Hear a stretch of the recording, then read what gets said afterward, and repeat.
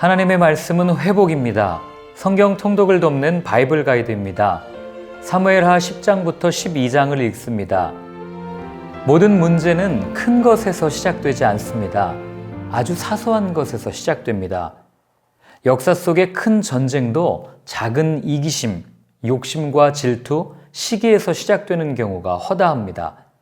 다윗도 마찬가지입니다. 그는 영적 전쟁에서 실패합니다. 성경이 왜 마음을 지키라고 하는지 그 이유를 살펴보겠습니다.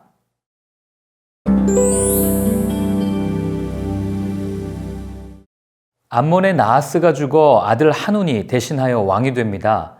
다윗은 나하스에게 받은 은혜를 기억하고 그의 아들 한운에게 조문객을 보냅니다.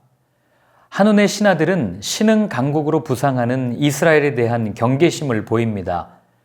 다윗이 암몬의 수도인 랍바성을 함락하기 위해 엿보러 온 것이라고 말한 것입니다.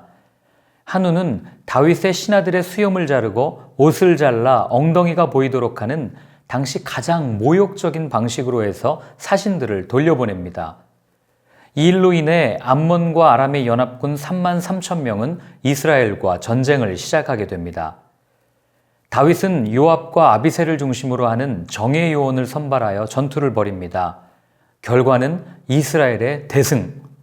그런데 아람의 강국이었던 소바왕 하닷 에셀이 지난 전투의 수치를 만회하고자 이스라엘에 도전합니다. 이번에는 다윗이 직접 이스라엘 군사들을 거느리고 출전하여 하닷 에셀의 군사령관 소박을 죽입니다.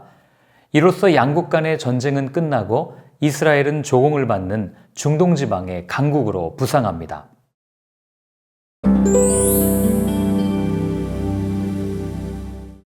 암몬과의 전쟁이 계속 이어지는 상황입니다. 그 해가 돌아와 왕들이 출전할 때가 되매 전쟁에 적합한 시기가 아닌 우기가 지나고 겨울 동안 쉬고 있던 전쟁이 다시 시작되었음을 알려주는 표현입니다.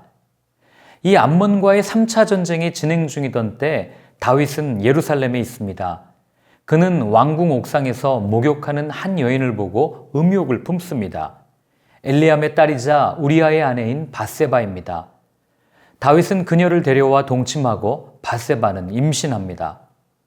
죄는 또 다른 죄를 불러온다는 말처럼 다윗은 자신의 죄를 은폐하려다 살인이라는 더 큰 죄를 짓게 됩니다.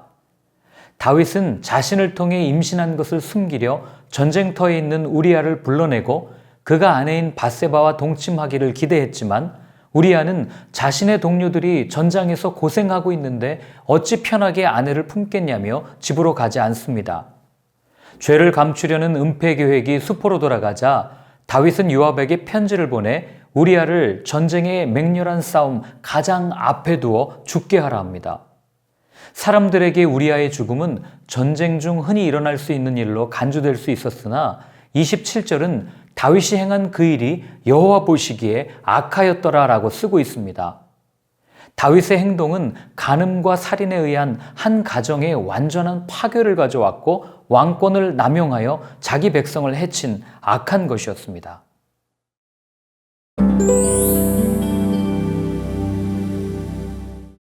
하나님께서 다윗을 사랑한 것이 증명됩니다.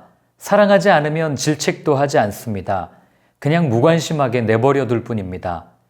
그러나 하나님께서는 선지자 나단을 다윗에게 보내 그 죄를 지적하십니다.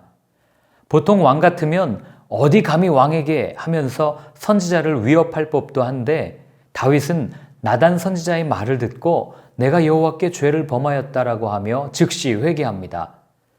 다윗이 죄를 범한 이유는 여러 가지가 있을 것입니다. 전쟁에서 이긴 교만함, 그로 인한 나태함, 왕이 되어 안락함을 누리게 되면서 하나님에 대한 갈망이 예전 같지 않은 것 등 자신의 마음을 지키지 못한 데 있을 것입니다. 성경은 무엇보다 마음을 지키라고 말합니다. 마음에서 모든 행동이 시작되기 때문입니다. 다윗은 자신의 마음에서 죄가 시작되었다는 것을 알고 시편 51편에서 하나님이여 내 속에 정한 마음을 창조하시고 내 안에 정직한 영을 새롭게 하소서라고 기도합니다. 하나님께서는 다윗의 회개의 기도를 들으시고 다윗의 생명을 거두어가는 대신 난지 7일 된 아이의 생명을 거두어 가십니다. 평생 다윗의 가슴에 자녀가 죽는 잊지 못할 상처를 주셨습니다. 정욕으로 인해 범죄하고 싶을 때마다 이 일을 생각하지 않았겠습니까? 이후 하나님께서는 다윗에게 새로운 아들을 주십니다. 다윗은 아들의 이름을 하나님께서 사랑하신다는 여디디야 솔로몬이라 짓습니다.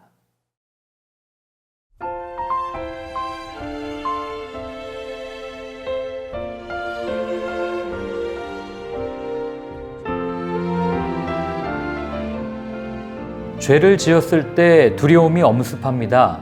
그리스도인이라고 해서 죄를 짓지 않는 사람은 없습니다. 그렇다면 죄를 지었을 때 어떻게 해야 합니까? 성경이 말해주는 죄의 해결법은 회개입니다. 하나님께 토설하는 것입니다. 죄를 내 안에 가두어두면 사망으로 인도하는 나침반이 되기 때문입니다. 예수님께 똑같은 배신을 했던 두 사람, 가롯인 유다와 베드로가 그것을 보여줍니다. 가롯인 유다는 결국 자살로 생을 마감했지만 베드로는 대제사장의 뜰에서 예수님과 눈이 마주친 이후 달기 3번 울 때 대성통곡하며 회개합니다. 결과는 어떻습니까? 그는 죄사함을 받고 초대교회를 이끄는 수장이 되었다는 사실을 기억해야 합니다. 죄에 묶여 살지 마십시오. 예수 그리스도의 십자가를 의지하여 하나님께 모든 것을 털어놓으십시오. 죄에서 해방되는 유일한 방법입니다.